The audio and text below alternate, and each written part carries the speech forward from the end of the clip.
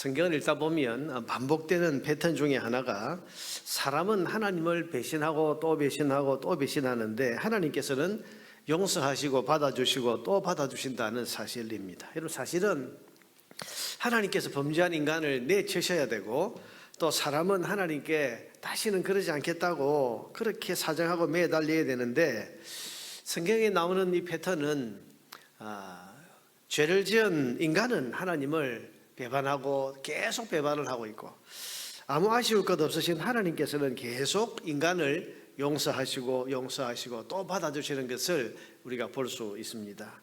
지금 우리가 보는 사사기의 내용이 그 대표적인 것인데요.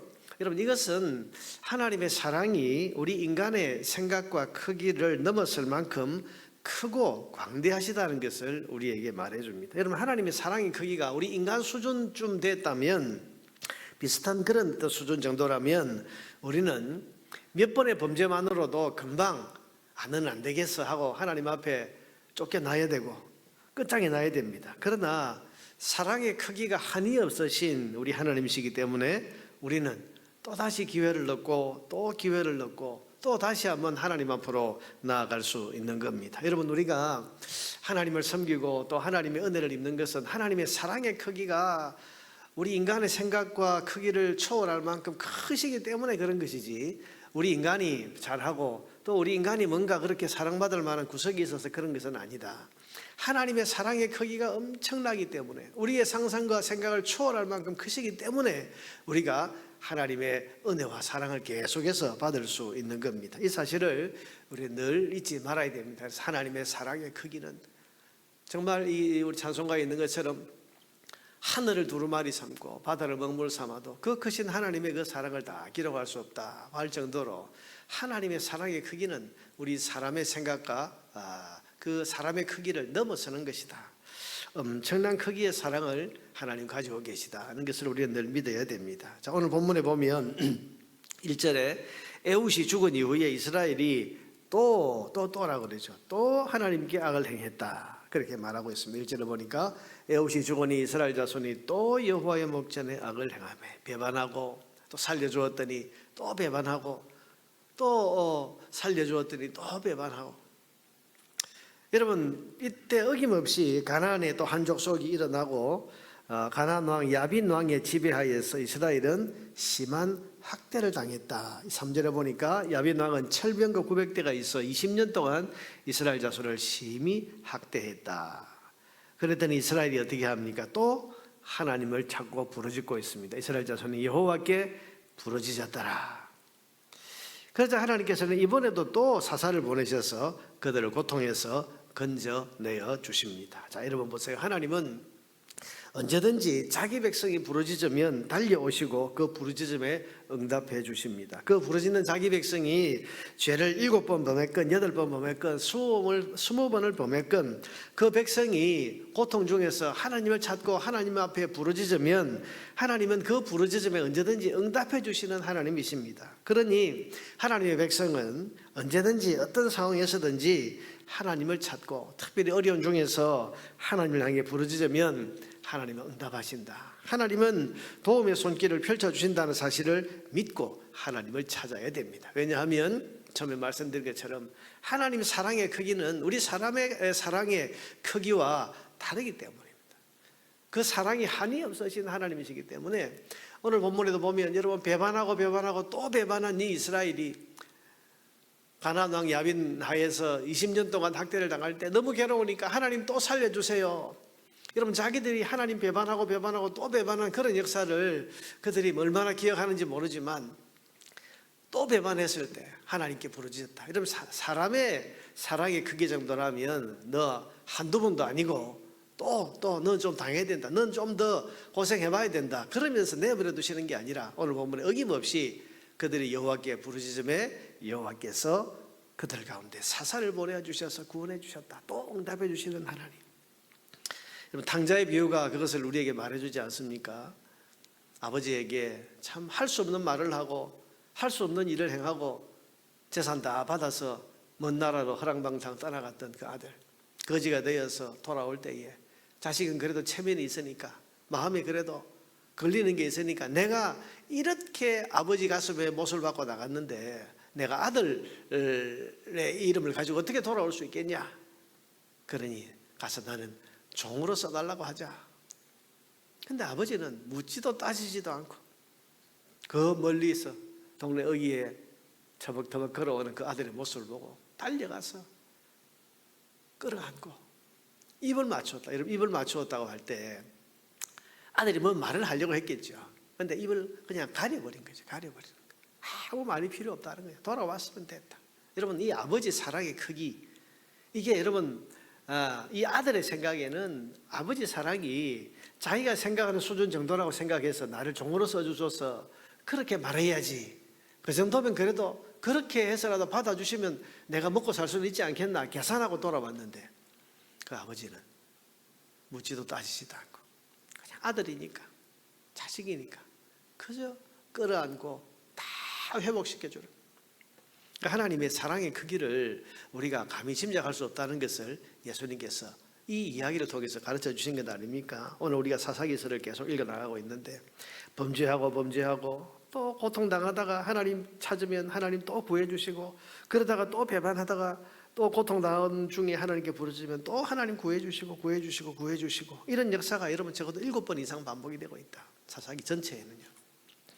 그러니 여러분, 우리가 이 하나님의 크신 사랑을 믿어야 됩니다. 그래서 내가 어떤 상황에 있고 어떤 환경에 있고 또 하나님 앞에 내가 지은 과거에 그런 어떤 잘못들이 있다 할지라도, 그러나 하나님의 사랑의 크기는 인간의 사랑 크기와 비교할 수 없는 크고 높으신 것이기 때문에 그 하나님의 사랑을 믿고 고개 숙이고 하나님 찾고 하나님께 나아가면 주께서 응답하시고 우리에게 도움의 손을 내밀어 주시는 좋으신 하나님이라는 사실을 믿고 언제든지 하나님 앞에 믿음으로 기도하며 나아갈 수 있는 저와 여러분 되기를 바랍니다. 오늘 본문에서 그 하나님이 응답으로 보내주신 사사가 여선지자 드보라입니다. 4절에 보니까 그때의 라피도스의 아내 여선지자 드보라가 이스라엘의 사사가 되었다. 자, 여러분, 하나님께서 세워주신 사사가 하필이면 또 여자였다는 사실은 어제 우리가 보았던 것처럼 베냐민 지파 왼손잡이 에훗을 하나님이 세우신 거나 삼갈의 소모는 막대기로 블레셋 군인 600명을 쳐 죽인 거나, 여러분, 그것처럼 하나님이 다스리시면 아무리 미약한 자라도 강한 적을 물리칠 수 있고, 하나님이 다스리시면 사람의 조건이나 환경이 아무리 불리해도 그 모든 것을 다 극복하고 이길 수 있다는 것을 다시 한번 강조해 주는 겁니다. 여러분, 사사기서는 그래요.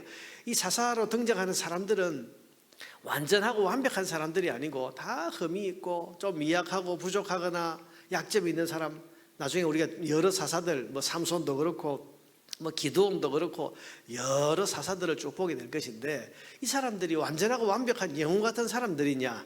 우리가 겉으로 볼 때는 기드온도 영웅이고 삼손도 영웅처럼 보이지만, 그러나 사사기에 나오는 내용을 쭉 읽어보면 기드온도 약점을 가진 그런 사람, 문제가 많은 사람이고, 삼손 힘은 장대하지만 그 내면은 너무너무 약하게 그지없고 작은 유혹에도 쉽게 넘어지는 그런 사람들이 사사가 되었다. 이게 뭡니까? 사람이 구원하는 게 아니라는 거예요. 결국 이스라엘의 왕은 하나님이시고, 하나님이 다스리실 때 이 나라가 강건하고, 하나님이 다스리실 때 그럴 때 아무리 불리한 조건도 능히 넘어설 수 있는 강력한 힘과 능력이 나타나는 거지. 하나님 없이 자기의 어떤 조건, 자기의 환경, 그거 믿고 나서면 자기가 주인 되고 자기가 왕이 되어서 살면 어김없이 가나안 족속이 일어나고 어김없이 거기에 또 짓밟히고 학대를 당하고 고통을 당한다. 사사기서는 그것을 우리에게 보여주고 있습니다.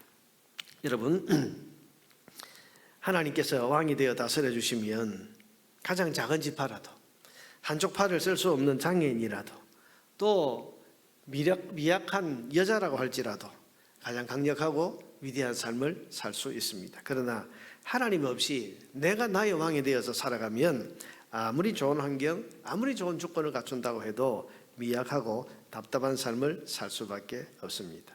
그래서 여러분, 이 나중에 나오겠습니다만은 이 사사기의 핵심 주제 구절이 무엇이었습니까?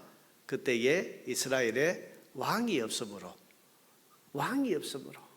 백성이 자기 멋대로 제 생각대로 그렇게 살더라. 그게 여러분 사사기서의 주제인데요. 결국 왕이 누구시냐? 하나님을 왕으로 모시는 삶을 제대로 사느냐?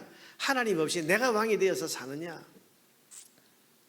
거기에 우리 하나님 백성의 삶의 그 결과가 달려 있다는 겁니다. 하나님이 나의 왕이시다.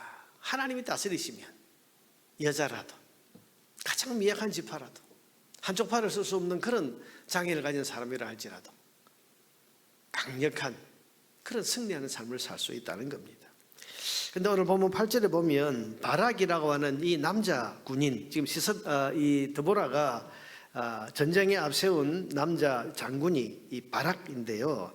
이 바락은 이런 믿음을 가지지 못한 것 같습니다. 그래서 드보라가 바락에게 뭐라고 합니까? 6절에 보니까 드보라가 사람을 보내어 아비노함의 아들 바락을 납달리 게데스에서 불러다가 그에게 이르되 이스라엘의 하나님 여호와께서 이같이 명령하지 아니하셨느냐? 이렇게 명령하셨다. 너는 납달리 자손과 스불론 자손 10,000명을 거느리고 다볼산으로 가라. 내가 야빈의 군대 장관 시스라와 그의 병거들과 그의 무리를 기손강으로 이끌어 네게 이르게 하고 그를 네 손에 넘겨주리라 하셨느니라. 하나님께서 너보고 저 시스라를 철병거가 있지만 그 가서 나가서 싸우면 하나님께서 그를 너에게 넘겨주시라고 그렇게 말씀하셨으니 가서 싸워라. 그렇게 말했더니 이 바락이 뭐라고 그럽니까? 8절에 바락이 그에게 이르되 만일 당신이 나와 함께 가면 내가 가려니와 만일 당신이 나와 함께 가지 아니하면 나도 가지 아니하겠노라. 여러분 이 바락이 지금 하나님이 이렇게 말씀하셨다고 해도 지금 누구를 의지하고 있습니까? 이 드보라를 의지하고 있습니다. 사사인 당신이 함께 가면 내가 가겠고 사사인 당신이 함께 가지 아니하면 나는 못 가겠습니다. 여러분 눈에 보이지 않는 하나님보다 눈에 보이는 사람을 의지하고 있는 이 바락의 모습, 여기에 대해서 뭐라고 말합니까? 9절에 보니까 이르되 내가 반드시 너와 함께 가리라. 드보라가 그렇게 말합니다. 그래 내가 함께 가주마.